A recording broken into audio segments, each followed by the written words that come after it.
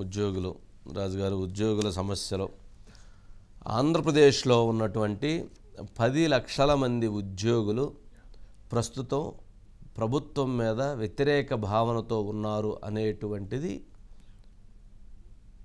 జరుగుతున్నటువంటి ఒక ప్రధానమైనటువంటి చర్చ. 10 లక్షల మంది ఉద్యోగులు ఎక్కడున్నారు అని అంటారు. 2 లక్షల మంది ప్రభుత్వ ఉద్యోగులుంటే, 2 లక్షల మంది టీచర్లుంటే, 1,30,000 మంది గ్రామ వార్డు సచివాలయ ఉద్యోగులుంటే, 60,000 మంది ఆర్టీసీ ఉద్యోగులు, 4 లక్షల మంది పెన్షనర్సు, 40,000 మంది కాంట్రాక్టు ఉద్యోగులు, 1,00,000 మంది అవుట్సోర్సింగ్ ఉద్యోగులు, మొత్తంగా కలిపి 10 లక్షల మంది. ఇందులో సచివాలయ ఉద్యోగులు కొంత ప్రభుత్వానికి అనుకూలంగా ఉన్నా కానీ మిగిలినటువంటి వారందరూ కూడా అంటే ఉద్యోగులు 10 లక్షల మంది అయితే సరే, అందులో ఒక 20% ప్రభుత్వానికి జగన్మోహన్ రెడ్డి గారికి అనుకూలంగా ఉన్న 80% వ్యతిరేకంగా ఉన్నారని, కనీసం 70% వ్యతిరేక భావనతో ఉన్నారని ఇక్కడ వాళ్ళందరిలో కూడా కనిపిస్తున్నటువంటిది ప్రధానమైనటువంటి అంశం. గతంలో 2019 ఎన్నికల ముందు జగన్మోహన్ రెడ్డి గారు ఉద్యోగుల విషయంలో చెప్పినటువంటి ప్రతి మాటని విస్మరించారు. ప్రతి మాట విషయంలో మాట తప్పారు. మాట తప్పను మడమ తిప్పను అని చెప్పినటువంటి జగన్మోహన్ రెడ్డి గారు ఉద్యోగులకు సంబంధించినటువంటి బెనిఫిట్స్ విషయంలో, వెల్ఫేర్ విషయంలో, కనీసమైనటువంటి వాళ్ళకి ఇవ్వాల్సినటువంటి టీఏడిఏల విషయంలో వాళ్ళ డబ్బులను వాళ్ళకి ఇవ్వటానికి కానీ, లేదా వాళ్ళ పెన్షన్ వాళ్ళకి ఇవ్వటానికి కానీ, లేదా వాళ్ళ హెల్త్కి సంబంధించినటువంటి డబ్బులు వాళ్ళకి ఇవ్వటానికి కానీ ప్రతి విషయంలో కూడా మాట తప్పారు, మడమ తిప్పారు అనేటువంటి విమర్శని వారు ప్రధానంగా విమర్శిస్తున్నటువంటి పరిస్థితి. ఉద్యోగులకు సంబంధించినంత వరకు అంటే వారు ఒక్కరే కాదు, వారు, వారి కుటుంబము, వాళ్ళ కుటుంబంలో ఉన్నటువంటి పిల్లలు, ఇట్లా 4-5 వస్తారు. వారు, వారి భార్య, లేదా భార్య ఉద్యోగస్తురాలు అయితే భర్త, వాళ్ళ పిల్లలు, లేదా వాళ్ళ తల్లిదండ్రులు, ఇట్లా వాళ్ళందరూ కూడా ఒక ఫ్యామిలీగా ఉంటారు. వాళ్ళు వచ్చేటువంటి ఒక ఉద్యోగి తీసుకొచ్చేటువంటి జీతం మీద, లేదా ఉద్యోగికి సంబంధించినటువంటి డబ్బుల మీద చాలామంది ఆధారపడి నివసిస్తూ ఉంటారు. సరే, వాళ్ళ పనులు ఇంకా ఇతర ఎవరి పనులు వాళ్ళు చేసుకున్నా కానీ వాళ్ళందరూ కూడా కొంత అంటే ఒక ప్రభుత్వం నుంచి వచ్చేటువంటి ఒక శాలరీ విషయంలో వాళ్ళ ఇంట్లో చర్చించుకునేటువంటి పరిస్థితి ఉంటుంది. మరి అది వాళ్ళందరూ కూడా వాళ్ళకి సరైనటువంటి న్యాయం జరగలేదు. సరైనటువంటి న్యాయం జరగటం అనేది పక్కన పెడితే అన్యాయంగా మాకు కోతలు విధించారు, అన్యాయంగా మమ్మల్ని మాకు ఇవ్వాల్సిన డబ్బులని ఇబ్బంది పెట్టారనేటువంటి భావన ఎక్కువ మంది ఉద్యోగుల్లో ఉంది. ప్రత్యేకంగా అంటే పోలీస్ వ్యవస్థను చూసుకుంటే అసలు ఆంధ్రప్రదేశ్లో ఉన్నటువంటి పోలీసులలో అయితే ఒక కానిస్టేబుల్కి 2 లక్షల రూపాయలు ప్రభుత్వం దగ్గర నుంచి రావాల్సిన బకాయి ప్రభుత్వం పోలీసులకి బకాయి ఉంది. కానిస్టేబుల్కి 2 లక్షలు, హెడ్ కానిస్టేబుల్కి 3 లక్షలు, ఎస్ఐకి 4 లక్షలు, సిఐకి 4.5 లక్ష, అట్లా డిఎస్పీ దగ్గర నుంచి కింద వరకు ప్రతి ఒక్కరికి, హోంగార్డుకు కూడా ప్రభుత్వం బాకీ ఉంది. ఇదేం అన్యాయం? వారు ప్రతిరోజు కష్టపడి పనిచేసి వారికి ఇవ్వాల్సినటువంటి దాని డబ్బులను కూడా ఇవ్వకుండా ప్రభుత్వం వాళ్ళని ఆ డబ్బులని ఇతర అవసరాలకు వినియోగించుకోవటం, లేక బిల్లులు క్లియర్ చేసుకోవటం కోసం ఇట్లా చేసుకోవటం అనేటువంటిది వారికి తీవ్రమైనటువంటి ఆవేదన గురి చేస్తుంది. సరే, పైకి ప్రభుత్వం అధికారంలో ఉన్నాం కదా, సరే ఎందుకు వచ్చిందిలే, ఏదో నెల అసలు అయ్యడిగితే మరి నెల జీతాలు ఏమైనా రాకుండా ఆగిపోతారు భయంతో కావచ్చు, ఏమైనా కావచ్చు, కనీసం వాళ్ళు ప్రశ్నించలేనటువంటి పరిస్థితిలో ఉన్నారు. కానీ ప్రతి ఒక్క ఉద్యోగి కుటుంబానికి ప్రభుత్వం పెద్ద ఎత్తున బాకీ ఉంది. ప్రభుత్వం ఇవ్వాల్సినటువంటి డబ్బులు చాలా ఎక్కువగా ఉన్నాయి. వారి చేత పని చేయించుకుని వారికి డబ్బులు ఇవ్వట్లేదు. వాళ్ళు కష్టపడిన దానికి వాళ్ళకి డబ్బులు ఇవ్వట్లేదు. వాళ్ళకి ఇవ్వాల్సినటువంటి డబ్బులు న్యాయబద్ధంగా, ధర్మబద్ధంగా ఇవ్వాల్సిన డబ్బులు కూడా ఇవ్వట్లేదు. మరి వాళ్ళల్లో ప్రభుత్వం మీద ప్రేమ ఎందుకు ఉంటుంది? ప్రభుత్వం వాళ్ళకి ఇవ్వాల్సింది, వాళ్ళు చేయాల్సింది చేయించుకోవాలి, వాళ్ళకి ఇవ్వాల్సింది ఇవ్వాలి. మరి ఈ రెండూ జరగనప్పుడు వాళ్ళు చేయాల్సింది చేయించుకుంటూ వాళ్ళకి ఇవ్వాల్సింది ఇవ్వనప్పుడు వాళ్ళు ఎలాంటి దృక్పథంతో చూడాలి? ఎలా ప్రభుత్వాన్ని వాళ్ళు సహకరిస్తారని భావిస్తాం? అందుకనే నా భావన ఏంటంటే, ఎలక్షన్ నోటిఫికేషన్ వచ్చిన దగ్గర నుంచి ఎవరైతే ఉద్యోగస్తుల్లో కావచ్చు, టీచర్స్లో కావచ్చు, పోలీసుల్లో కావచ్చు, లేక ఇతర ఎంప్లాయీస్లో, పెన్షనర్స్లో కావచ్చు, ప్రభుత్వం మీద వాళ్ళకున్నటువంటి అసంతృప్తిని, ఆవేదనని, ఆగ్రహాన్ని, ఆవేశాన్ని వారు బయటపెట్టేటువంటి పరిస్థితి ఉంటుంది, ప్రశ్నించేటువంటి పరిస్థితి ఉంటుంది, వారు 10 మందికి చెప్పేటువంటి పరిస్థితి ఉంటుంది. ప్రభుత్వం వల్ల జరుగుతున్న నష్టాన్ని అప్పుడు వారు గొంతులు విమర్శిస్తారు, అప్పుడు వారు గొంతులోంచి బయటకు వస్తుంది. నోటిఫికేషన్ వచ్చిన తర్వాత ప్రభుత్వాన్ని చూసి భయపడేటువంటి పరిస్థితి ఉండదు కాబట్టి, ఒక వాలంటీర్ను చూసి భయపడేటువంటి పరిస్థితి ఉండదు కాబట్టి, ఒక రాజకీయ నాయకుడిని చూసి భయపడేటువంటి పరిస్థితి ఉండదు కాబట్టి, ఒక గ్రామ సచివాలయ ఉద్యోగిని చూసి భయపడేటువంటి పరిస్థితి ఉండదు కాబట్టి, అప్పుడు వారు తమ గళాన్ని విప్పుతారు, తమ ప్రశ్నల్ని పరంపరని కొనసాగించేటువంటి పరిస్థితి ఏర్పడుతుంది. అందుకని నోటిఫికేషన్ వచ్చిన తర్వాత ఉద్యోగులలో దాగి ఉన్నటువంటి ఇప్పటి వరకు ఎంతో దాచి ఉంచుకున్నటువంటి ఆగ్రహాన్ని, అసంతృప్తిని మాత్రం వెళ్ళగక్కబోతున్నారు అనేటువంటి దాన్ని గుర్తుంచుకోవాలి. సరే, ఇప్పుడు వారికి సంబంధించి జరిగినటువంటి అనేక అంశాల విషయంలో, ఒకటి వారికి సంబంధించి పిఆర్సీ కావచ్చు, లేదా సిపిఎస్ రద్దు కావచ్చు, లేదా 23% ఫిట్మెంట్ కావచ్చు, వాళ్ళ కాంట్రాక్ట్ ఉద్యోగుల క్రమబద్ధీకరణ కావచ్చు, అట్లాగే ఒకటి కాదు వాళ్ళ జీపీఎస్ ఖాతాల్లో నుంచి లోన్లు తీసుకోవాల్సిన డబ్బులు కావచ్చు, ఇట్లా అనేకం, వాళ్ళ హెల్త్ కావచ్చు, లేదా వాళ్ళు ఫిక్స్డ్ డిపాజిట్ పెట్టుకునే ఆ డబ్బులు కావచ్చు, ఇవన్నిటినీ కూడా పూర్తిగా ప్రభుత్వం వారికి ఇబ్బంది పెట్టడం వచ్చింది. వారి కూడా పేమెంట్లు చేయకుండా వచ్చింది. ఒక్క మాటను కూడా ఉద్యోగుల విషయంలో ఒక్క మాటను కూడా ఈ 5 సంవత్సరాలు నిలబెట్టుకోలేని పరిస్థితి ఈ ప్రభుత్వానికి ఏర్పడింది. సరే, ఆ ప్రభుత్వానికి ఎవరైతే ఉద్యోగ సంఘాల నాయకులు ప్రభుత్వాన్ని ప్రశ్నిస్తామని చెప్తూనే వాళ్ళు ఈ 5 సంవత్సరాలు కాలయాపన చేశారు. సరే, చివరికి వాళ్ళు ఉద్యోగులకు ఆఫ్ ది రికార్డ్ చెప్తుంది ఏంటంటే, సరే మనం ఇప్పుడు లేదు అని అంటే 1వ తారీఖు జీతాలు కూడా రావు, 1వ తారీఖు జీతాలు రావాలంటే ఎన్ని అడిగి 1వ తారీఖు జీతాలు తీసుకొస్తున్నాం, అంతవరకు మమ్మల్ని చూడండి, ఇక మమ్మల్ని మన్నించండి, ఇంకొకరితోటి ఎవరితోటైనా మనం ఫైట్ చేయొచ్చు, చంద్రబాబు నాయుడు గారితో ఫైట్ చేయొచ్చు, లేదా పవన్ కళ్యాణ్ గారితో ఫైట్ చేయొచ్చు, ఎవరితోటైనా మనం పోరాడి సాధ్యం తీసుకురావచ్చు, డిమాండ్స్ సాధించవచ్చు. ఎందుకనంటే వాళ్ళకి ఉద్యోగుల పట్ల, లేకపోతే ఉద్యోగుల కుటుంబాల పట్ల వాళ్ళకి ఆలోచన ఉంటుంది, వాళ్ళకి బాధ్యత ఉన్నట్లుగా భావిస్తూ ఉంటారు. ఇది మా ప్రభుత్వంలో ఉద్యోగులు అనేటువంటి భావన ఉంటుంది. కానీ జగన్మోహన్ రెడ్డి గారికి పొయ్యి ప్రశ్నిస్తే లేకపోతే వారిని నిలదీస్తే జైలుకి పంపిస్తున్న పరిస్థితిని చూస్తున్నాం. కావున అటువంటి పోరాటం వారిని ప్రయత్నం చేయలేము.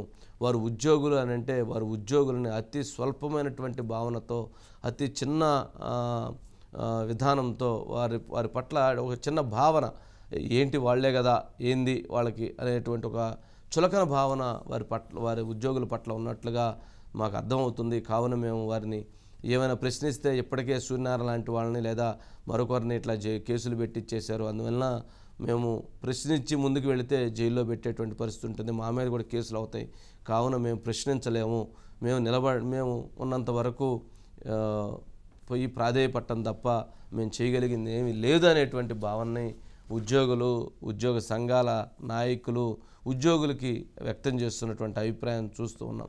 సరే, ఏదైనా కానీ ఉద్యోగ సంఘాల నాయకులు కూడా చేసిన తప్పు చాలా పెద్దది. ఉద్యోగులకి పట్ల వాళ్ళు పోరాడి కనీసం చేయాల్సినటువంటి దాన్ని కూడా ముఖ్యమంత్రి గారంటే భయపడిపోయి, లేదా ప్రభుత్వంలో ఉన్నటువంటి వ్యవస్థలంటే భయపడిపోయి పూర్తిగా వాళ్ళు ఉద్యోగులకి మోసం చేసినటువంటి పరిస్థితి చోటు చేసుకుంది. సరే, వారికి అసంతృప్తి ఉంది, లేదా వీరికి అసంతృప్తి ఉంది, కానీ రేపు ఫైనల్గా మాత్రం ఉద్యోగులు మాత్రం తిరుగుబావుట ఎగరేస్తారు. వాళ్ళు ఎన్నికలలో, పోలింగ్ బూత్లలో వాళ్ళు ఏంటో అనేటువంటిది కూడా ఆ రోజు చూపిస్తారు, ఆ రోజు వాళ్ళ ప్రభావాన్ని చూపిస్తారు. ఒక్కొక్క టీచరు ఎంత ఆవేదన వ్యక్తం చేశారు. ఒక క్లాస్లో టీచర్ చెప్పుకునేటువంటి ఒక ఉపాధ్యాయుడు ఆ గ్రామానికి ఒక పెద్ద దిక్కుగా ఉంటాడు, ఒక అందరికీ గౌరవభావంతో ఉంటారు. అలాంటి టీచర్కి పోలీసులు నోటీసులు ఇవ్వటం, వాళ్ళ పోలీస్ స్టేషన్ క్లాసులో ఉపాధ్యాయుడు పాఠాలు చెబుతుంటే బయట కానిస్టేబుల్ నుంచొని ఉంటాం, అతను ఎప్పుడు అరెస్ట్ చేస్తారో తెలియనటువంటి పరిస్థితి. అలాంటి భావనతో ఉపాధ్యాయులు కూడా చాలా పరువు మర్యాదలను పోగొట్టుకొని ఒక ఆందోళనతో ఉన్నటువంటి పరిస్థితులను కూడా మనం చూసాం. ఇలాంటివి అనేకమైనటువంటి అంశాలు, అనేకమైనటువంటి సంఘటనలు చోటు చేసుకున్నాయి. ఉపాధ్యాయుల విషయంలో కావచ్చు, ఉద్యోగుల విషయంలో కావచ్చు, చాలా విషయాల్లో ఇలాంటి సంఘటనలు చోటు చేసుకున్నాయి. వారి ఆవేదన, వారి ఆక్రందన మాత్రం చాలా తీవ్రంగా ఉంది. సరే, వాళ్ళు పాపం ప్రశ్నించలేనటువంటి పరిస్థితుల్లో వాళ్ళు ఆగిపోయారు. ఎప్పుడు ఉద్యోగులకి ఇటువంటి పరిస్థితి మాకు ఎదురు కాలేదు, ఏ ప్రభుత్వం ఉన్నా కానీ ఇంతటి దయనీయమైనటువంటి పరిస్థితి మాకు ఎదురు కాలేదు, ఈ రకమైనటువంటి ఇబ్బందులు మేము ఎప్పుడు కూడా పడలేదు అనేటువంటి భావన ఉద్యోగులు, ఉద్యోగ సంఘాల నాయకులు, ఉద్యోగ సంఘాల కుటుంబాలలో కూడా చాలా ఎక్కువగా వ్యక్తమవుతూ ఉంది. ఎక్కడ ఆ సిస్టంలో సచివాలయమో లేకపోతే వాలంటీర్స్ని పెట్టేసి వీళ్ళు చేయాల్సినటువంటి పనులని వాళ్ళ చేత చేయిస్తూ చివరికి వీళ్ళకి కనీసమైనటువంటి గౌరవం లేకుండా పోయినటువంటి పరిస్థితి. ఒక ఆఫీసర్ చెప్తూ ఉన్నారు, ఒక మండల లెవెల్ ఆఫీసర్ ఒక గ్రామంలోకి వెళ్తే కనీసం వాలంటీర్లు వేసి కుర్చీ ఇచ్చేటువంటి పరిస్థితి కూడా మాకు లేకుండా పోతుంది. వాళ్ళు అసలు ఎంప్లాయీస్ కాదు తెలియదు మాకు, వాళ్ళకి ఏ రకమైనటువంటి ప్రాధాన్యత ఉందో తెలియదు. వారు ఆ రకంగా అక్కడ ఉన్నటువంటి లోకల్గా ఉన్నటువంటి సిస్టమ్ను చూసుకొని మమ్మల్ని చాలా చులకన భావంతో చూసేటువంటి పరిస్థితులు కూడా ఎదురవుతున్నాయి అనేటువంటిది వ్యక్తం చేస్తున్నారు. సరే, దీనికి సంబంధించి అజిత్ గారు ఏంటంటే ఓవరాల్గా అంటే అసలు ఉద్యోగులు అంటే ప్రభుత్వం విషయంలో సరే అసంతృప్తి ఉంది అంటున్నారు, ఉంది అన్న మాట వాస్తవం. కానీ వారు ఏ అంశాలు అంటే వారికి రావాల్సినటువంటి ఏ అంశాలు ఇవ్వలేదు ప్రభుత్వం. మరి ఇప్పుడు వారి తిరుగుబాటు ఎలా ఉండబోతుంది అంటే వాళ్ళ ప్రభావం చాలా క్రియాశీలకంగా గతంలో మనం చూసాం. ఒకసారి ఎన్టీ రామారావు ప్రభుత్వాన్ని కూలగొట్టారు, ఒకసారి చంద్రబాబు నాయుడు గారి ప్రభుత్వాన్ని కూలగొట్టారు. కూలగొట్టడం మీన్స్ అంటే ఎలక్షన్లో వాళ్ళ శక్తిని చూపించారు. మరి అలాంటిది వాళ్ళ డిమాండ్ సాధన విషయంలో వాళ్ళకి వాళ్ళ కుటుంబాలకు జరుగుతున్న అన్యాయం విషయంలో వారు ఇప్పుడు తీవ్రమైనటువంటి వ్యతిరేక భావంతో ఉన్నారంటున్నారు. మరి ఏంటి వారికి సంబంధించి జరిగిన నష్టం ఏంటి, వారి ఆవేదన ఏంటి అజిత్ గారు? ఎస్ వంశీ గారు, నిజంగానే ఎందుకంటే ప్రతి ఎన్నికల్లో కూడా ఉద్యోగుల ప్రభావం అనేది ఖచ్చితంగా ఆ మార్పుకి ఆ ప్రభుత్వాలని మార్చిన చరిత్ర ఉద్యోగులదే ఉంది.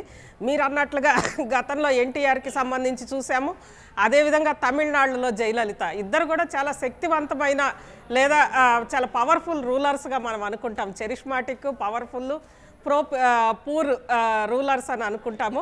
వాళ్ళిద్దరు ప్రభుత్వాలు కూడా కేవలం ఉద్యోగుల కారణంగానే మారినాయి. వాళ్ళు ప్రజలకు ఎన్నో సంక్షేమ పథకాలు చేసినప్పటికీ వంశీ గారు అదే చరిత్ర ఈరోజు చంద్రబాబు నాయుడు గారిది కూడా చూసాము. దాంతోపాటు ముఖ్యంగా తెలంగాణ రాష్ట్రం ఈరోజు ఉమ్మడి ఆంధ్రప్రదేశ్ నుంచి తెలంగాణ రాష్ట్రం విడిపడింది అంటే కూడా తెలంగాణ రాష్ట్రంలో ఉన్న ఉద్యోగుల పాత్ర చాలా ఎక్కువ ఉంది. దాంతోపాటు ఈరోజు ప్రభుత్వం మళ్ళీ ఇక్కడ మారడానికి కూడా అంతో ఇంతో ఉద్యోగుల ప్రభావం ఉంది. అంటే ఖచ్చితంగా అందుకే ఏ ప్రభుత్వాలైనా కానీ ఉద్యోగుల దగ్గరికి వచ్చేసరికి కొంతవరకు కూడా వాళ్ళ డిమాండ్ల పట్ల కానీ సానుకూలంగా ఉంటాయి. జనరల్గా ఇప్పటి వరకు ఉద్యోగుల చరిత్రలో స్వాతంత్రం వచ్చిన తర్వాత 5 ఏళ్లకు ఒకసారి పిఆర్సీ ఉంటుంది. అలాంటి పిఆర్సీ 2018లో పిఆర్సీ రావాల్సి ఉంది. ఆ నేపథ్యంలోనే సరే ఎన్నికల నోటిఫికేషను, ఆ తర్వాత ఎన్నికల సందర్భంగా పిఆర్సీ లేట్ అవుతుంది అని చెప్పి ఆ రోజు ఐఆర్ ఇంటీరియం రిలీఫ్గా 27% ఆ రోజు ప్రభుత్వం ప్రకటించింది 2019లో. అదే విషయాన్ని ముందు పాదయాత్రలో కూడా వైఎస్ జగన్మోహన్ రెడ్డి గారు చెప్పి మరి 27% ఐఆర్ని ఆ రోజు ఇచ్చి, ఆ తర్వాత పిఆర్సీలో చూస్తే 23% ఫిట్మెంట్.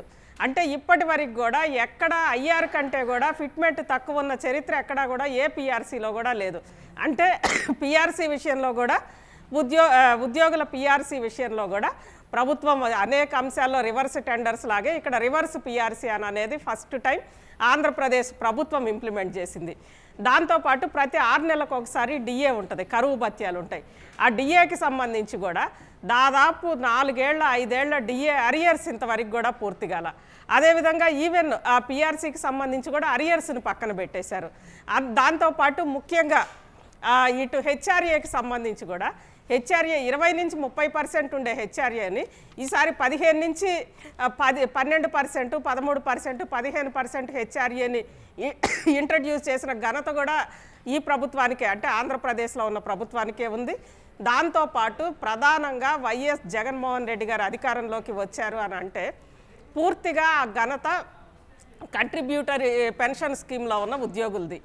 అందులో ఈ సిపిఎస్ ఉద్యోగులంతా కూడా దాదాపు 35 సంవత్సరాలు 40 సంవత్సరాల లోపల వాళ్ళు, ఎందుకంటే సిపిఎస్ అనేది 15 ఏళ్ల క్రితమే ఇంట్రడ్యూస్ అయ్యింది కాబట్టి అంత అంటే చాలా 10 ఏళ్ల క్రితం అమల్లోకి వచ్చింది కాబట్టి చాలా చిన్న వయసు ఉన్న ఉద్యోగులు వాళ్ళందరూ కూడా కసిగా ఆ రోజు వైఎస్ జగన్మోహన్ రెడ్డి గారికి ఓట్లేసి గెలిపించారు.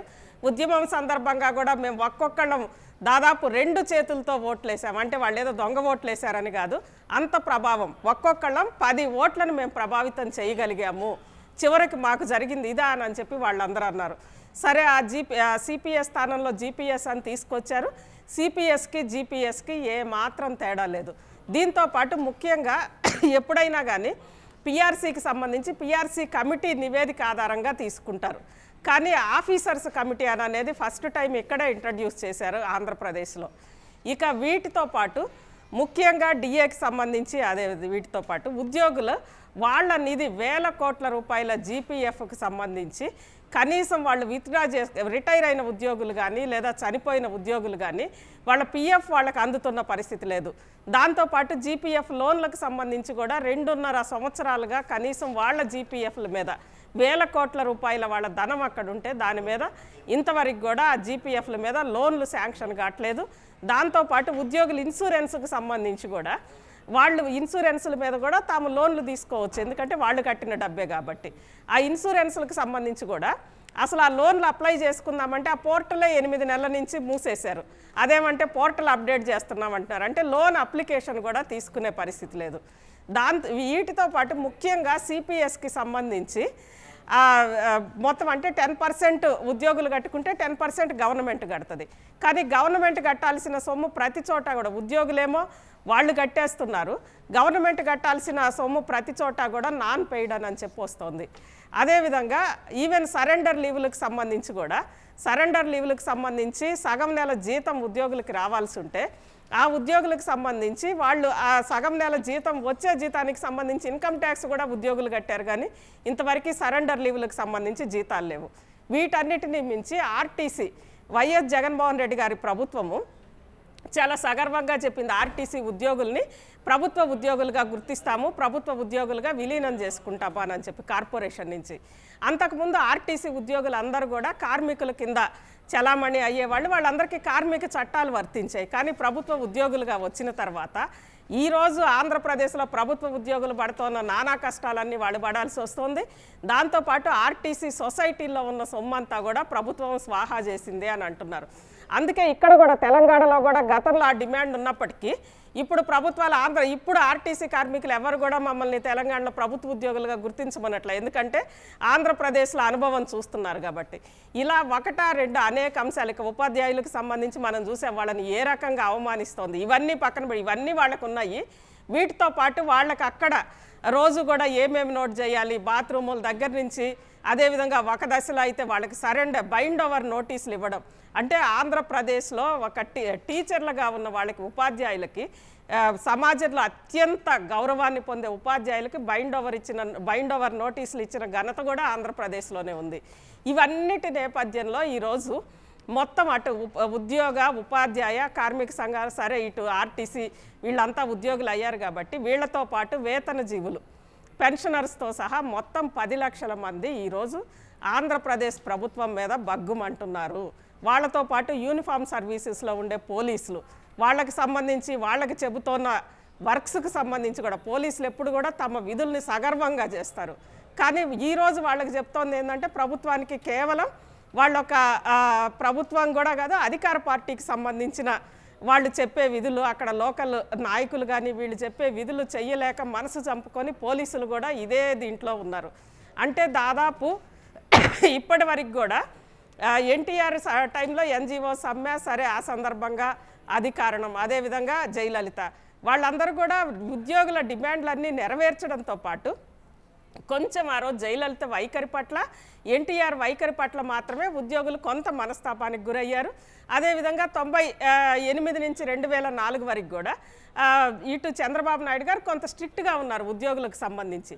అలాంటి స్ట్రిక్ట్గా ఉంటేనే, అంటే అదర్ దాన్ అన్ని సౌకర్యాలు కానీ పిఆర్సీ కానీ వీటిల్లో ఆ రోజు ఎక్కడా కూడా ఉద్యోగులకు అభ్యంతరం లేదు. కానీ అదే సమయంలో దేశవ్యాప్తంగా వచ్చిన ఈ సిపిఎస్ విధానం కానీ ఇలాంటి వాటికి సంబంధించి ఉద్యోగుల్లో అసంతృప్తి ఉంది.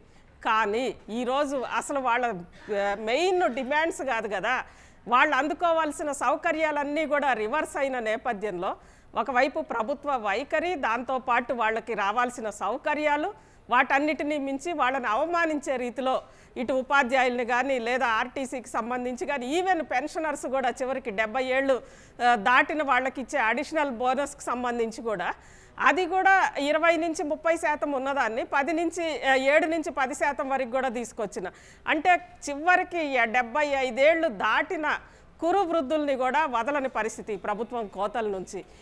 వీటన్నిటినీ మించి ఈహెచ్ఎస్ అంటే ప్రభుత్వ ఉద్యోగులు కట్టుకునే ఈహెచ్ఎస్ కూడా దాదాపు ఎక్కడ ఏ హాస్పిటల్స్కి చెల్లించని నేపథ్యంలో ఎక్కడా కూడా హెల్త్ కార్డులు వాళ్ళు అలౌ చేయట్లేదు. ఇవన్నీ కూడా ఈరోజు ఉద్యోగుల్లో ఉన్నాయి.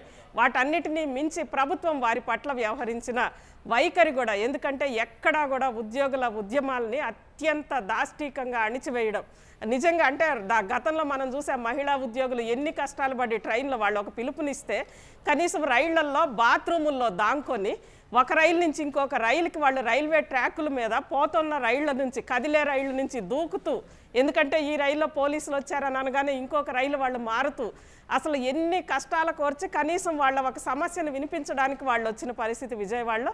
ఇవన్నీ కూడా ఈరోజు ఉద్యోగులు గుర్తుపెట్టుకునే ఉన్నారు. వీటితో పాటు సచివాలయ ఉద్యోగులు, ఒకవైపు సచివాలయ ఉద్యోగులకు సంబంధించి కూడా వాళ్ళు అంటే మొత్తం కూడా ప్రభుత్వానికి సంబంధించిన వాళ్ళు బ్రెయిన్ చైల్డ్గా చెప్తున్నప్పటికి కూడా వాళ్ళు కూడా వ్యక్తిగతంగా వాళ్ళ సమస్యలు, ఈ సమస్యలన్నీ కూడా వాళ్ళు కూడా ఫేస్ చేస్తున్నవే. వాళ్ళు కూడా ప్రభుత్వ విధానాల మీద మండిపడుతున్నారు. కాబట్టే మొత్తం 10 లక్షల ఉద్యోగులు, ఆంధ్రప్రదేశ్లో ఉన్న 10 లక్షల ఉద్యోగులు రేపు ప్రభుత్వానికి తమ డిమాండ్లు అంటే ఎక్కడా కూడా ఈరోజు వాళ్ళ గొంతు వినిపించుకోవడానికి ఒక సమ్మె కానీ లేదంటే ఒక ప్రదర్శన కానీ కనీసం ఒక వినతి పత్రం కానీ తీసుకోలేని పరిస్థితుల్లో ప్రభుత్వం ఉన్నప్పుడు వాళ్ళు ఎన్నికల్లో తమ నిరసనని ఎన్నికల్లో తెలియజేయడానికి సిద్ధమవుతున్నారు రాజు.